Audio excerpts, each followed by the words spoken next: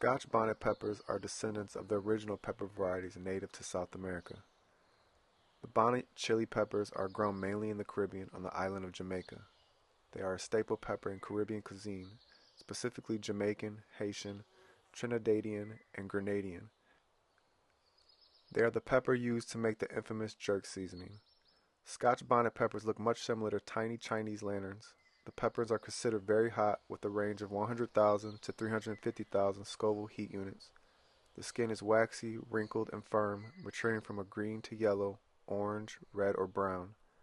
Underneath the surface, the flesh is crisp with a sweet fragrance and a fruity floral taste with notes of cherries, tomatoes, and apples, followed by an intense, pungent heat.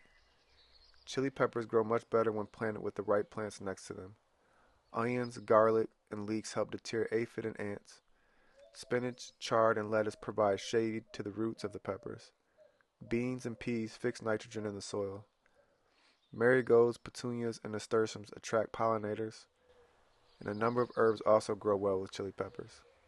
Scotch bonnet peppers are an excellent source of magnesium and vitamins A and C, which have antioxidant properties that can help improve vision, boost collagen production, and protect the immune system.